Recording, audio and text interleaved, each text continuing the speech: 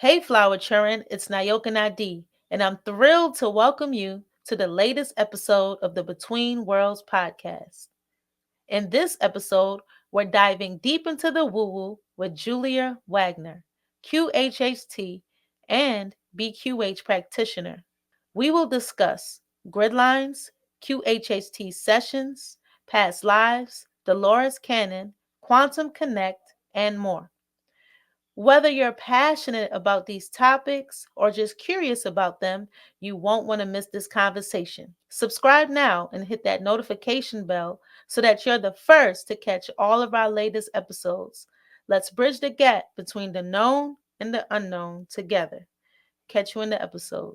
Peace.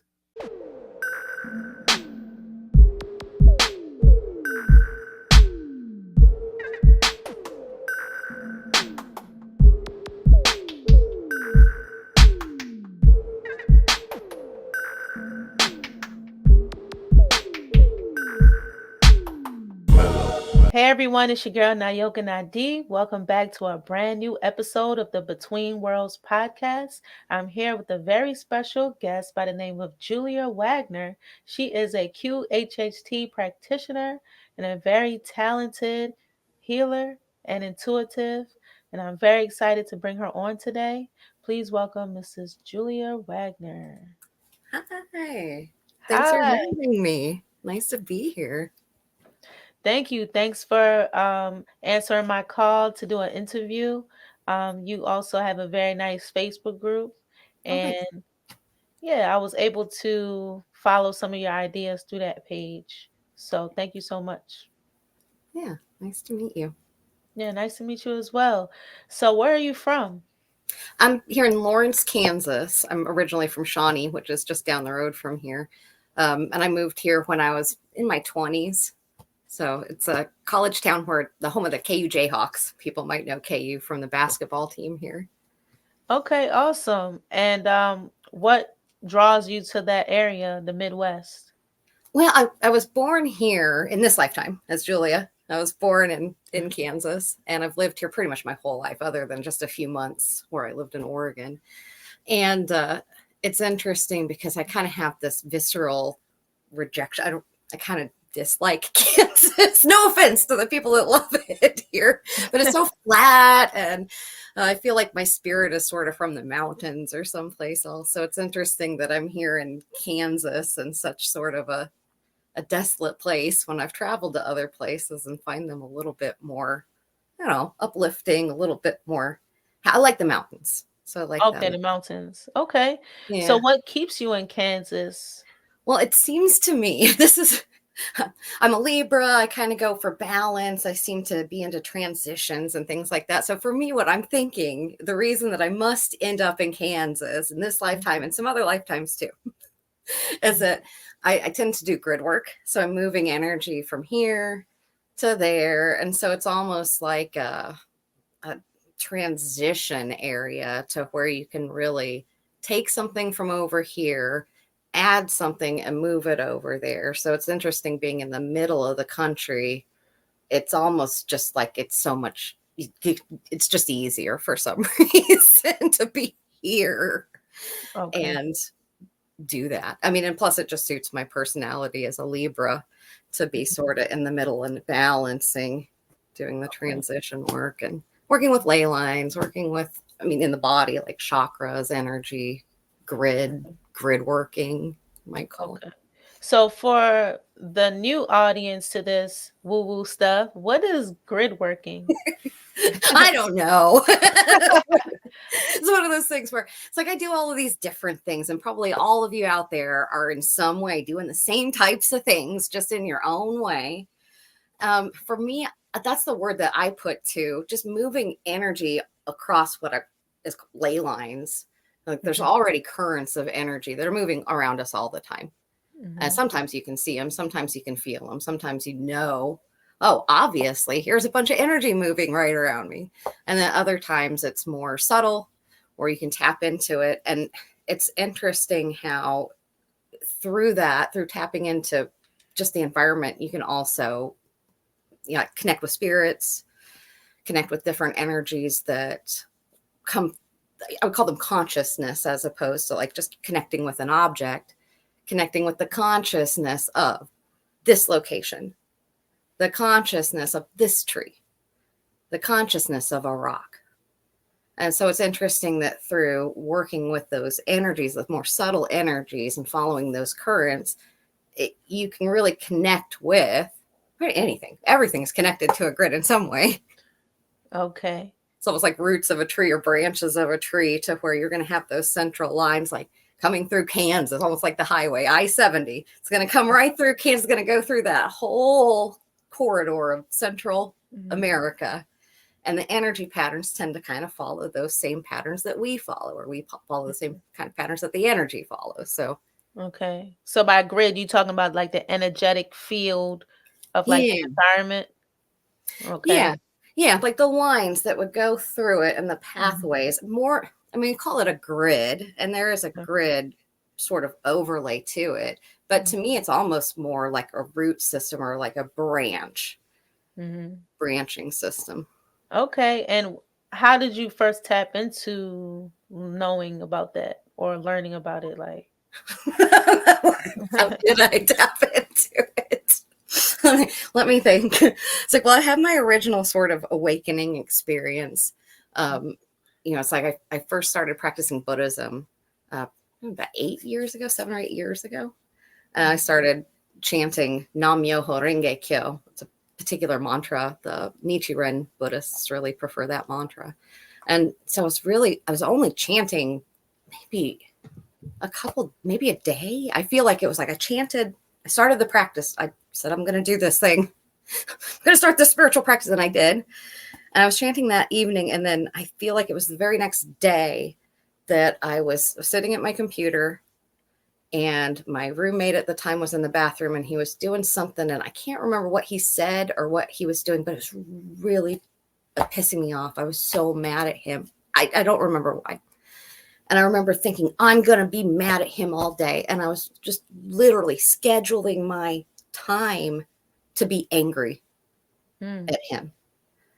And then I heard a voice, like almost like you hear it in your ear, came to me through on kind of this side of me. I heard this. First I'll back up. First I heard a voice. I'm going to be angry all day. okay. And it was kind of like a masculine voice, kind of from this side. And then almost just as in response to my decision to be angry all day, I just heard this other voice that was feminine from this side that said, but you don't have to. Right. And that was my awakening experience. Like, that's as easy or as complex as it needs to be. Like, you don't have to be angry. And that just right there was the revolution. All the other steps, it's just reinforcing that, saying we have a choice in creating our life state. We have a choice in creating our physical health. We have a choice in how we navigate the environment. Like, it's not set in stone, or if it is, generally it's for our benefit. The things that I do find that are obstacles, they tend to be put there with the benefit of us building our muscles while we're moving them, or developing flexibility while we're working around them. It's really interesting that as you focus on how to create more value, it's almost like that just gets shown to you. You don't have to do it this way. Oh, you could do it this way. Right. So as you started chanting, you became more sensitive to your, I guess, like free will, your choice in the matter. Like, what kind of abilities did you awaken within yourself over time? Well, it's hard because I don't really want to say their abilities. Like, no, it's like anybody can do these things. It's almost aggrandizing to say, I can hear spirits, or I can do the. I feel like it's anything you really. It's allowed me to do whatever I want to do.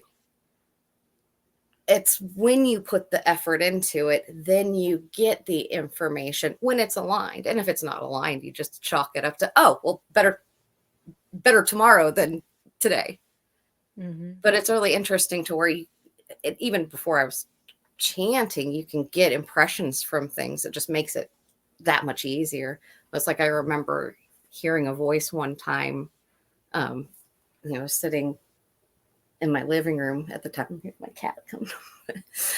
And the voice just said, I heard it, and like before I said, I kind of heard her. This one was physical. I heard her in absolute reality say, "Can you help?" And it was a spirit saying, "Can you help?" And then just through, I got this flood of information communicating with that voice. It's like she died in, let's say, a car crash in the 1950s is the time frame that when I'm seeing the automobiles, they were kind of like classic cars. She died in a car crash, and she'd been lost ever since then. For her, it had only been a few moments. Like, she didn't have time, experience the time like it had been decades of where she's lost in the afterlife. But she died. She came to me and said, "Can you help?" And so we did. We opened up a portal. My boyfriend at the time, he was. Mm-hmm. We opened up a portal and we showed her, "Hey, it's just right there and there." So for what, this plane seemed like 60 years, would have been something for her that was just an instant. And it's that type of alignment. Like I said, I think that happened before I was even chanting and aware that we can kind of do these things intentionally. That just happened spontaneously. Right. So now it's like, now I can know when I hear a spirit, and it happens all the time, It's like, now when I get that impression, oh, well, there's just there's a guy over there from the Civil War, and he's looking for his brother, and yeah, just get in the car. Mm-hmm. Just get in the car, and then bring him here and show him the portal or wherever he needs to go. Because sometimes it's like, oh, I'm missing my brother. He's in a cemetery in Kansas City. Let's take him there. Okay. So a lot of times you're like you say, you're moving energy back and forth, or yeah, forth. Okay. Yeah. So it might be another dimension. It might be getting him to the light, or it might be just getting him into, so he can talk to his brother, and then they can both go into the light or resolve whatever they still need to, whatever it was that's keeping them here. They can get past that obstacle and rejoin the collective or their family or whatever they want to do. Okay. So basically, what you gravitate towards is more like dealing with spirits, like kind of, I don't want to say mediumship. Is that a part of it? I mean, honestly, that's the tiny bit of what I do, really. Mm-hmm. I mean, mostly what I do is dealing with other people that are here alive in this reality and taking them into other lifetimes. Mm-hmm. And that in itself awakens the brain states to where you can pretty much do any of these types of things.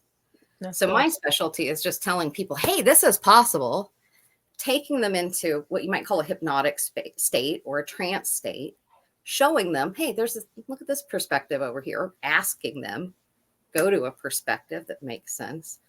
They typically go really easily to wherever, and then ask them some questions about it. And then through that process, you can see the different aspects of what you might call consciousness or personality. Mm-hmm. So my past life self might have a different personality than Julia does. My past life self also didn't really like Kansas all that much, but she dealt with it.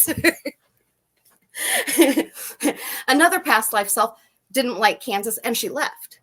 And so it's really interesting where you can go through the past and learn things about yourself. And then also there's things where it's like, oh, one of my clients, I always wanted to be a baseball player. Why aren't I a baseball player in this life? Well, you've already been a baseball player like a dozen times. Don't you want to do something else in this life? And so once you see, oh, okay, that's why in this lifetime I was guided over here. In this lifetime, I'm being guided over here. And it's not necessary. It's not against our internal desires or our roles. It tends to go with our desires.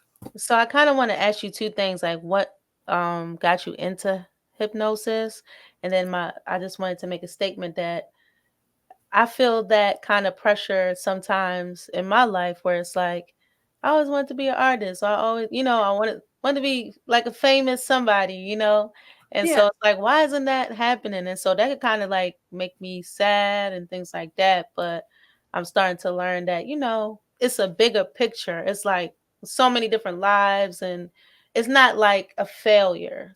Or somebody might not get married in a certain life. Like you might go through your whole life, you didn't get married in this life, but maybe you was married every single life you had before that. You know what I mean? Yeah. So Exactly. And I mean, just little things like in one of my future lifetimes, it's really funny. I have this giant mane of hair. Like a cat type being. And I Mhm. have this giant mane. And I'm always looking at that, just thinking, I wish I had different hair. And in this lifetime, I'm always thinking, oh man, I wish I had this big. So it's like part of it makes me wonder. Maybe we just always want what we don't. Right. Right. Trying to get my hair, you know, hairspray it up in a big Right. And you're 80s. already doing that. You're already Yeah, I was doing like, I got that in the future. And she's judging herself as less than because she looks like a lion and not like a Cassiopean being like her dad. it. Yeah, Okay. yeah, she wants to look like her. In the future, I want to look like my dad. Oh. Oh. Okay. Oh. But I look I like my mom. understand. Yeah, yeah, it's just one of those we get to be different and we get to judge. I get to judge Kansas as, oh man, this place is boring. Knowing that it's perfect for what I need now. Right. Yeah, that's really interesting that you said that too, like accepting where you are cuz like I'm a teacher in the day job. And Very so cool. that's like, why am I here again? Some days I feel like that. Like, why am I not on a stage like performing today? Like, what's going on here? Well, But yeah, I have so much respect for what you do for that. That's almost like the thing that is I'm not mature enough to do yet, you know? it's really tough. And I had to accept like it is kind of performative. Like it is like acting in a sense, like Yeah, but you're always harder. talking, you're always like presenting. So it is like a form of, communications in a sense. For Yeah, sure. Yeah. yeah, you're So I'm inspired. trying to be grateful. Yeah, that's the main message is. Yeah. Yeah, yeah. So what got you into hypnosis? Back to my first question. Oh, I was watching another hypnotist, Alba Weinman, and she's gone through QHH training and gone through a bunch of different types of. She does introspective hypnosis and a lot of different styles in her own as well. And I was listening to Alba Weinman, and I just started noticing that as she was asking a question, the client would answer, and in between that, she'd ask, I'd start getting the information. And so it was just an interesting, it was curious to me what was allowing me to kind of tap into that and bring forward that information. And it wasn't, 100% accurate or anything, but it was just, it was enough to where I'm like, what? This is curious. What is this? And so I started looking into QHHT and found out about Dolores Cannon's work and then her training program. And I thought mostly I just wanted to have one of these sessions. It just seems so cool. And so I ended up going to QHH training because I could not find anyone in my area.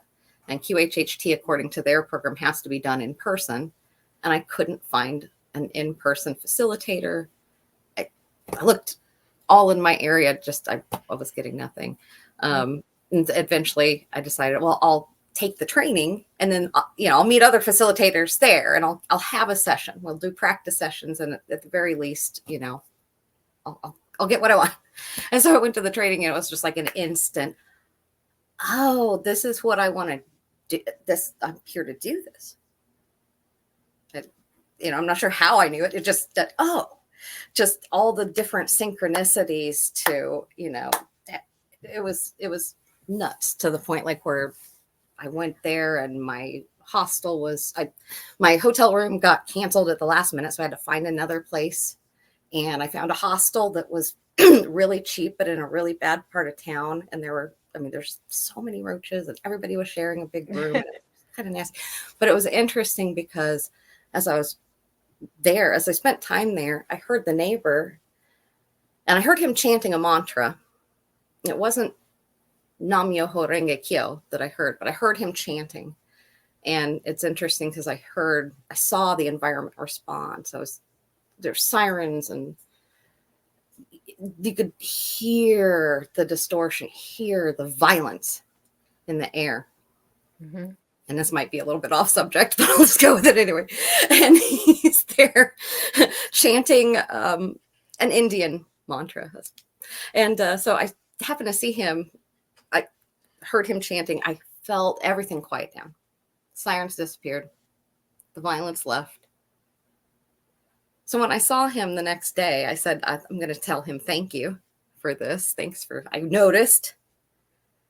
Thank you. And so I saw this person and I told him, oh, thanks. I really appreciate it. I can tell you're an energy worker. I can tell you're actively transmuting this. He said, oh, you're welcome. And we started talking. Told him I'm in town for QHHT training. He says, oh, I know about that. Wow. And I said, oh, well, I chant a mantra too. I chant Nam Myoho Renge Kyo. And he about jumped out of his body. He goes, Renge sister, Nam Myoho Renge Kyo. Gives me a big hug. And then he tells me that where I'm sleeping in the hostel next door, that's where he used to have his altar and his Gafun zone, which is the altar that Nichiren Buddhists chant to. So it's just that one thing after another where I go to the training and then immediately I meet my Renge brother and brought into this group of people that are thinking in a similar way or have the same type of idea and potential and value creation that I'm learning about and still learning about and spreading to others. Right. That's awesome. So I don't know if I answered your question, but no, that was great.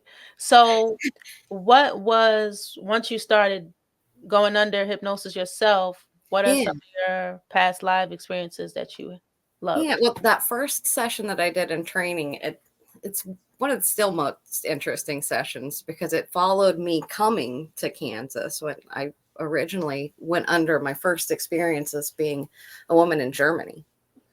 And, my family wasn't poor. We're not that well to do, but we didn't struggle for anything. And I married my husband and he was more of a working class person. And at a certain point, he decided we want to move to the New World. There's a whole story even behind, what drove him to want to leave. But I followed him as a good wife does in those days, and I loved him. And so I said, okay, well, we'll go to the New World with you. And we came to Kansas. And it's funny because the first impression I got, they're in QHHT, they have you come off the cloud to go into another lifetime. So she's coming. Are you coming off the cloud? What impressions do you get? And so my first impressions, I'm in trance and I'm thinking, it smells like a horse shit. It smells like dung. There's just poop everywhere. I'm smelling just the worst. And that was my first impression of my first session was just horse poop everywhere. And then I realized, oh, it's a dusty town. Oh, I'm in Abilene, Kansas. I don't necessarily recognize that right away, but through the questioning and through, looking back, I'm like, oh, I'm in Kansas. I'm in a horse town, a cow town. Mm-hmm. And it was impressive to me how visceral that smell was. Mm-hmm. And so it's interesting. Not everybody gets smells or, not everybody even sees anything. Sometimes we just get impressions or words or we just know. But it was funny to me that that smell of Kansas and still might influence my impression of this place. It's just horse manure. But then throughout that session, we followed my life as Sarah coming from Bavaria into Kansas. And I was happy. Even with the horse poop. I had daughters. Okay. And, we made a good life in Kansas. It was I don't really have any complaints, even with the dung smell. So I just think it's funny that I've been in Kansas in more than one lifetime and disliked it in more than one lifetime. Right. But you're sticking it out. Yeah. Hanging in there, it's right? not so bad. It's not so bad. Yeah, I mean, at this point, it's just fun to complain about, Right. And they're like, I'll be back, Kansas. Okay. Yeah, that's right. Yeah. So can you share another story? Yeah, it's interesting because there's another story that has to do with Kansas where I was here, and it was around similar time frames, like 1860s to 1880s. I'm gonna say is probably the first lifetime was around 1850s to 70s. I'm gonna say the crux of Sarah's lifetime. And then shortly after that, it's almost like I came right back to the same place, basically, maybe a different town in Kansas. But I came into the session, and again, first impressions that I was getting, I had my ear on a train track. I was listening for the train to come. I was so excited I'm getting emotional now because it just was to feel that train to come down that track and knowing there was like an escape for her in that lifetime. And just being there. And then, the next scene, I'm the same woman and I'm going to a circus. And this traveling sideshow is just the most captivating thing that I've ever seen in my whole life. And these people, they're so fresh and different than the people that I've grown up with in Kansas, which there's nothing wrong with them. They're all the same, very, very homogenized. And so I saw this group of traveling circus performers and sideshow artists. And I was so enamored with these people that I just think they could see it from me. I was, even now I'm getting emotional. I was so just overwhelmed by my love of these people. I said, can I come with you? Right. And they said, yeah. They said, our psychic died. Right. You can be the psychic. And of course, my first thought, I don't know how to do that. Right. I'm going to do it. I'm not going to say no. And I joined their traveling show, and I was their psychic. I took over her name, even with all of the, Madame Marcel, all of her, props and everything. And they said, oh, it's easy. You just read the cards. The cards tell you. And pretty much sure enough, that is as easy as it is. You just ask, and the answers, there's a knowing that if you listen, it's there. And when it's aligned, I say every single person can do every single thing, but when it's aligned, as that information needs to be relayed, it's just there. And so I learned that during that lifetime, during that experience, how easy it was to do that. And I learned too that even when I was wrong, it still was serving that person. And that was an interesting balance, because you're never trying to be wrong, right? But you could see that even when you deliver a piece of information that was counter, that it still would guide that person in the right train of thought. It's almost like giving the option. So, no, that's really good. Yeah, as a side note of like, hey, man, try to be accurate, but even when we mess it up, that still synchronizes with the overall, the needs. Yeah, because I'm into tarot cards as well, and next you do a reading and it doesn't come out how you want. Like you said, that could motivate you to actually stumble upon what you want. Right. Tell somebody you're going to die tomorrow and they don't. Okay, good. Well, then they've got that. It's like Groundhog's Day or whatever tell them the opposite of what. Have you had any experience with like having like an off-world life, like extraterrestrial or thing? Yeah, I was mentioning my future life as that lioness being. I work. It's almost like a crew of. It's almost like a crew from Star Trek. It's almost like the. I mean, I love that. Yeah, I think we're even called the Galactic Federation, and in that particular lifetime, I'm working with a crew, more than one crew, but different beings, and we're putting up a matrix, we call it, to reflect space-time around, in the system of Lyra, around the planet that used to be Avion, that was destroyed by reptilians. And so it's really interesting to be working in conjunction with the crew and space-time, and seeing how, I don't understand it as Julia, but I seem to understand it a little bit better there, how we put panels of light, they're square panels of light at right angles, and that refracts space-time in a way that takes us into the past. And we're able to see Avion in its prime, or at any point in time, in different perspectives, and not just one dimension, but different dimensions of the Avion experience. So it's like having a time machine. It basically is, but we're setting this grid up around the whole planet, as opposed to, getting in a time machine traveling somewhere. It's more just like setting it up around the space that was Avion. It's a weird, I don't quite understand it. And there seems to be even limitations in even what we're doing. It But sounds very holographic, because yeah, I believe we're living in a holographic, reality. So just like how you just said, refraction and reflection, it sounds in the lane of that yeah, as best as I can with my scientific knowledge. right, exactly. That's where it's like Julia is more of a a creative type, and this other person's has a better understanding of science and color. There's something in that lifetime to where the way my eyes are designed as a Lyran with Cassiopean heritage, my eyes can see colors in a different way, and so that allows me to put the panels at the right Mm. in right place. So the avian, is that the bird-like beings or what Well, is that? Who is that? there are avian beings, and they're really interesting to work with that energy.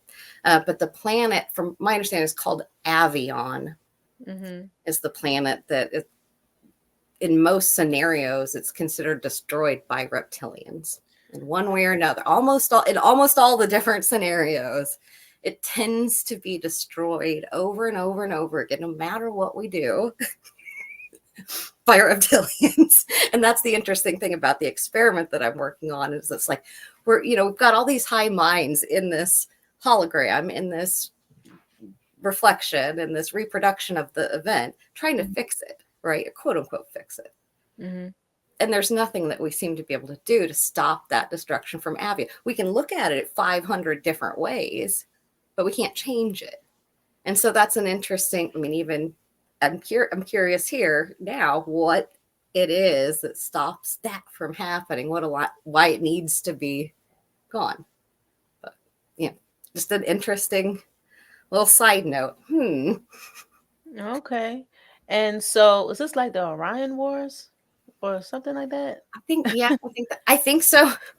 Like I said, I'm not the Okay. best historian. I'm horrible with names, but yeah, I would say that, because it's like a lot of times the reptilians they're from the Orion Group. Yeah, I believe so. Okay. And you said in this life your father's different. And what can you explain those types?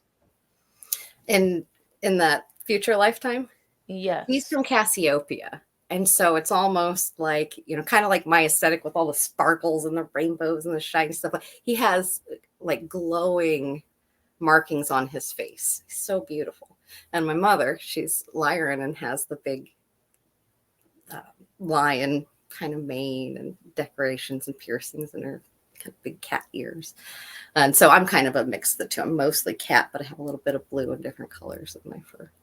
And my dad, what makes that combination particularly good at my job is because there's something about the Lyran heritage, probably just heritage. My mom's from there, that connects me to it. But then there's something about the ability to see. My dad's eyes, the way that Cassiopeans perceive color and light, it's almost like a broader spectrum. We can just see it more. What would all look like red to a human eye looks like the whole spectrum to a Cassiopean eye. And so because of that ability, that's what allows me to do that particular job so well. It's just Oh, okay. intuitive for me. So That's very cool. So you are a practitioner yourself, and have you had any interesting experience that kind of validates like the, I guess, truthfulness of your experience? I guess the healing is part of it. It's like not every session involves, physical changes or reversal of symptoms or whatever.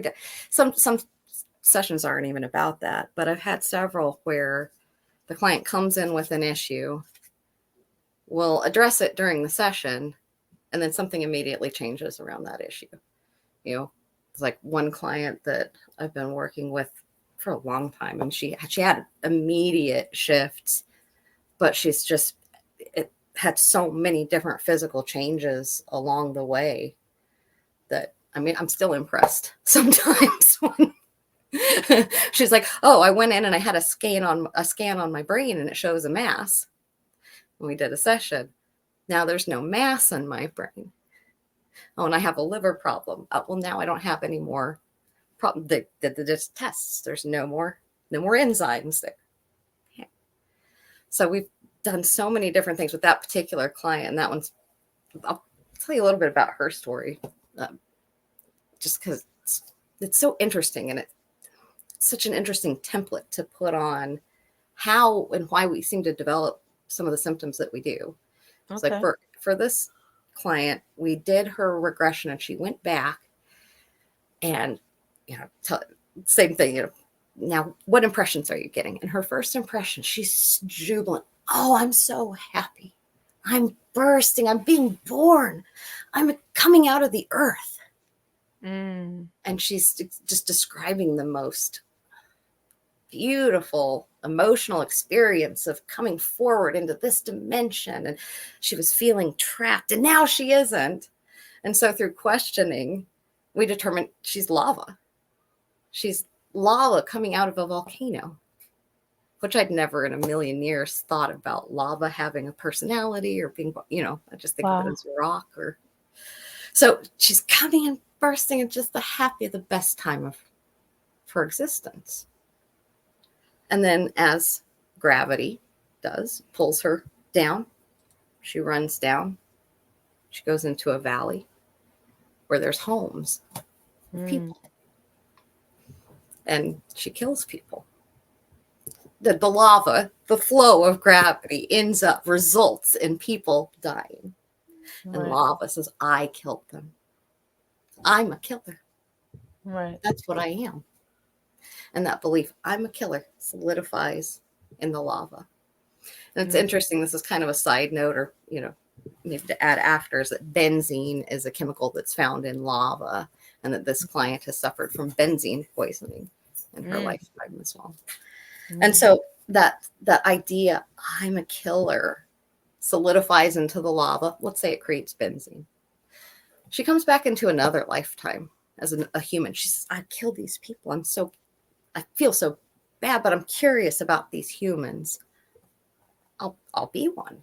And so she comes into the next lifetime as a human man, but with the idea, I'm a killer.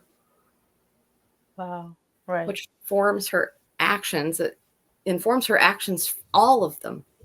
So what does she do in that lifetime? She's a serial killer. Oh, wow. And it's interesting how just putting it into perspective, offering the perspective to that man. So you don't have to be. You don't have to be angry. You don't have to be a killer. You're not held into the patterns of that or this or. So it's interesting that just with that offer, that option, that the physical changes occur as she released that, then she's allowed to see, another lifetime where she's closing the door to a gas chamber. She's a guard to a Nazi. She's a Nazi killing innocent people. She's seeing these different iterations of how she's repeated this idea. I'm a killer. I'm a killer. I don't deserve happiness. I don't deserve that exuberance any longer because I did this. And then as you see those different things, you can offer them healing. You don't have to. You don't have to judge yourself like this. You can make different decisions. You don't have to. And it's just really impressive or inspiring to me to see, how much a negative belief can impact it, but then as for moving it, how much of a physical change that can allow. Right. Exactly. Like that's really powerful. Yeah. That those few words, I should say, formed like this sturdy belief that carried on through time and different lives. Yeah. And she's had a lot of spinal issues. In another lifetime that we visited with her, she was a sea creature. And it's really interesting because she was taking a bite of, she was basically a filter. Like we'd seen this whole scene of her evolving. She was a one-celled organ. Oh, now she's got all these parts. Oh, now she's doing this. And she was basically just like a sea slug filtering nutrients off the bottom of the seafloor, basically. Okay. And so she's eating this stuff and she takes a bite of something and realizes, oh, that's alive. I shouldn't eat that. You know, she doesn't want to be a killer, right? She doesn't need to. She's just eats minerals. She takes a bite of this, realizes, I don't want to, this is alive. I shouldn't eat this. Something like that. I shouldn't eat this. That might have been it. And then as she's thinking that, a watercraft, like a boat, comes and slices her spine. And so it's that belief, I'm a killer. I shouldn't have done that. I remember it was, I don't deserve to evolve. That was it. I don't deserve to evolve. Smash. Oh, wow. That idea got trapped. And even to this lifetime, she was born with a cleft palate. She was born with all of these different, I don't deserve to evolve. She was carrying that belief even into this lifetime. Right. And so as we remove that, it's amazing how her family system has formed around her now. Instead of her, she says, I just feel like I've never had a family. I don't feel like they love me. Her family system's formed around her at this point. And I mean, it's just an amazing transformation. She was one of my first clients. So that was probably BQH clients, which is a slightly different modality than QHHT. So that must have been about 4 years ago. And I mean, the progress was immediate, but it's still she's making positive changes as we look at the way she does deserve to evolve. She does it. She's been doing it. Right. It reminds me, I think it was in a Dolores Cannon book, basically why one of her clients was overweight was because in the past life or something, they were extraterrestrial, I believe, and they landed and they kind of like starved to death because they were not human. Yeah. And like, yeah, so they starved. So ever since then, they're like, oh, I'm never going to starve. Yeah, I'm not going to let that go. Yeah, I'm going to take every calorie in. Right. Yeah. And so once they learned that, they were able to then lose weight after that. Yeah, there's so many things. It's like one client, it's funny because she wanted a session to stop smoking. And we did a little bit of that. And she did, throw. I'm here anytime.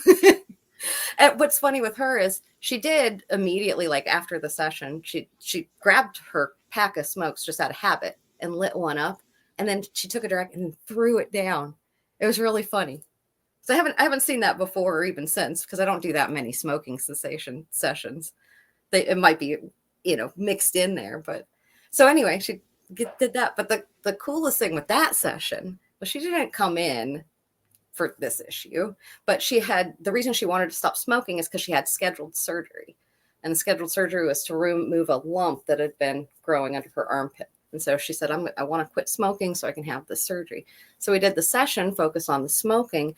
But during the sessions, we asked the body, the soul, go wherever makes most sense. Take you to a meaningful time or place or information. And so her subconscious took her to a cell in her body. She said, I'm a white blood cell. Mm-hmm. Okay. So we ask about, well, what are you doing? I'm reacting. Okay, well, what are you reacting to? I don't know. It's the signal. And it was just very descriptive and saying, well, I don't know, but let me check. Very responsive and communicative. But it was clear that it was getting a wrong signal. It just needed to recheck its data. And so we said, well, do you need to send that signal? No, we don't. So, okay. Thanked it. She kept getting information even after the session was done. She was hearing her higher self speaking directly to her, and it was giving her directions. It said, go lay and look at the stars. Look at that star. And it told her, play this frequency. Put it on your lump. She did all those things. She called me the next day to come over, and I couldn't feel any lump anymore. Her surgery was canceled. So it's interesting that she just wanted to quit smoking, but we did the session and she was able to avoid surgery. So what was the cause of her smoking? Or was it just habitual? Yeah, I can't remember the exact one. I remember the scene that she saw that dealt with it. She went inside her lungs, and so she's like, I'm on a. At first, she's like, it's like a foreign planet, and she was describing this very Mm, landscape that looked like some kind of on fire. I mean, it was just a really gross landscape, and mm, that was the thing that affected the smoking. Was her seeing? She's like, oh, I don't want to live here. I don't want my this isn't habitable, I think was what she was getting. This isn't sustainable. This isn't what I want. mm. Right. Interesting. How can one connect to their higher self? I mean, in one way, we're always connected. So just realizing that's probably the first, maybe the most important thing is just realizing that there's always a connection. You can go into trance and sort of get what some people would call a deeper connection, or some people would say better when you're deeper. At the same time, I almost tend to think that the more we learn to do it intuitively in active brain states, I don't want to say better, but there's a spectrum of experience that you can access, even just normal waking brain states. Kind of like when I ran away and joined the circus, and they're like, well, don't worry, the cards just tell you. It's really similar to that. You can use anything that you're getting to bring you into deeper meaning. It's like one of my mentors, he grabs a dictionary and just takes a word. This word, that's your meaning. So it's through, intuitive exercises, which doesn't have to be in a trance state or quantum healing session necessarily, but just taking the information that you're getting, setting a goal, taking the information you're getting. What comes up? What's the first impressions that you're getting, as Dolores Cannon might say, as you're But coming on?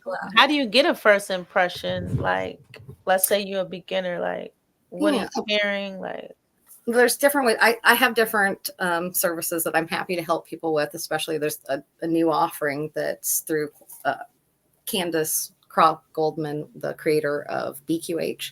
She created this great modality called Quantum Connect, and it's really to help people just go with what you're getting. So in that case, in that particular type of modality, it's really just asking you to fill in the details. In that case, it might be something like, oh, I know a planet that has a healing flower on it. Tell me what that healing flower is like. And then you fill in the details. That information is going to be coming from somewhere. It may be coming from another planet. It might be coming from your soul.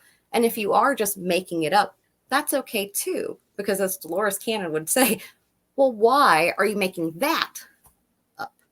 mm-hmm. What's important about that? What if your healing flower's blue? Okay, great. Why is it? I don't have to ask them during the session, but you might wonder, well, why is that? What's important about that color blue Mm-hmm. for their healing? So it's interesting. I love the idea of the awareness of how accessible the information is. Mm-hmm.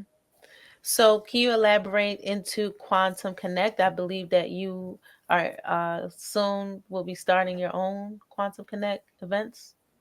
Oh, yeah, I've done a few Quantum Connect sessions specifically. A lot of times, what I end up doing is incorporating that Quantum Connect exercise into the beginning of the sessions because it lends itself so well into engaging the imagination and the intuition, and then leading into those deeper states of realization where you really get the soul speaking. So, Quantum Connect is sort of built in to what I would call my BQH sessions, or beyond quantum healing, which those can be done online.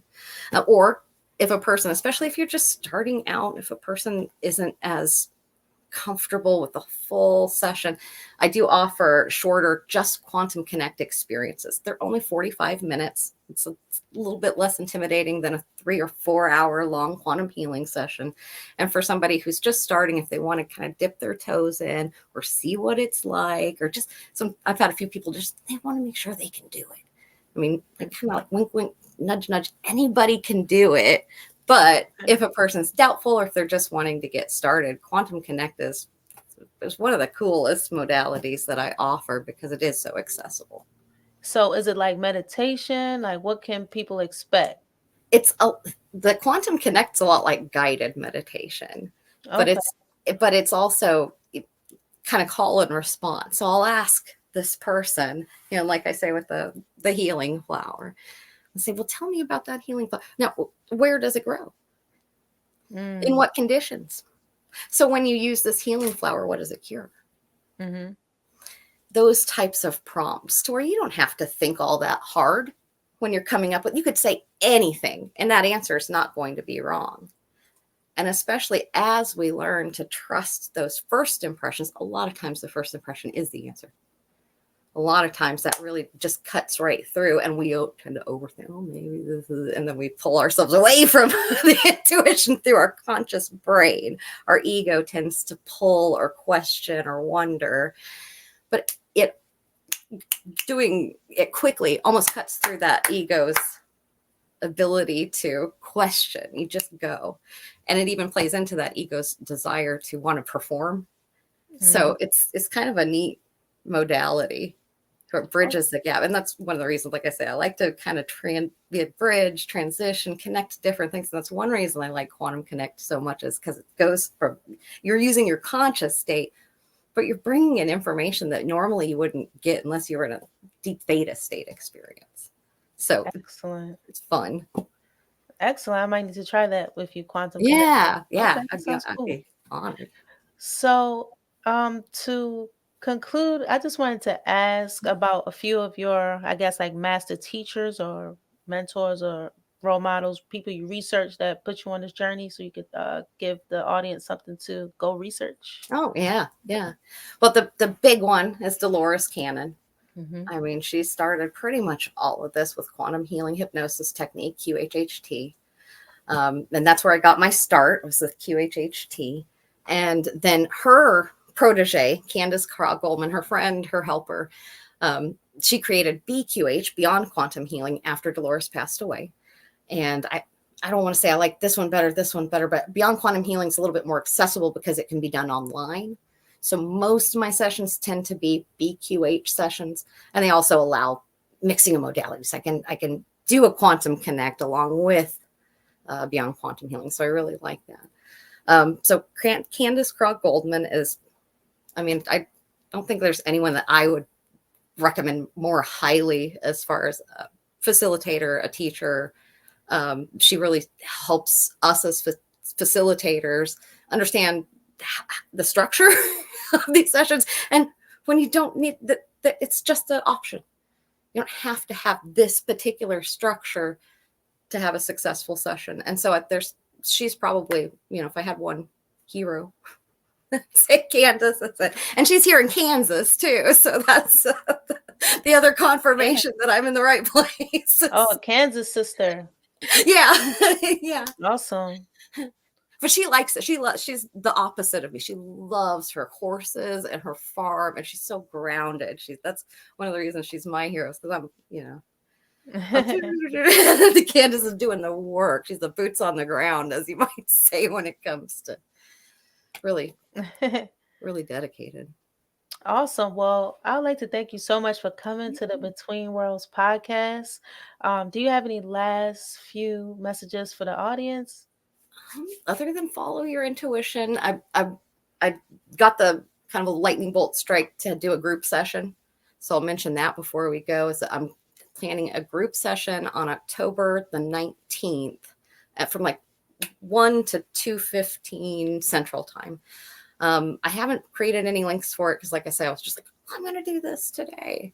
But I'm guided to say, I'm not sure what the donation amount or anything's going to be yet, but I'm guided to say that anybody that's listening to this broadcast that mentions that, it's free admission. So come to my group session. It's going to be a kind of themed for Halloween, maybe a little bit spooky.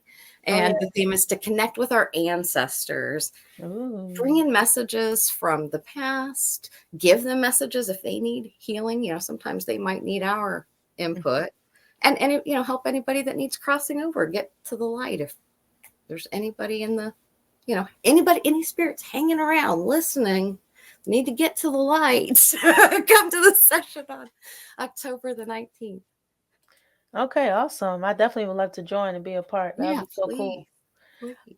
Awesome. Well, thank you so much, Julia. Really appreciate you stopping by, and hopefully we can have another conversation in the future. Ah, yeah. So, yeah.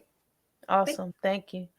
Thank you all for watching the Between Worlds podcast. Fwrciren. Catch you in the next episode. Peace.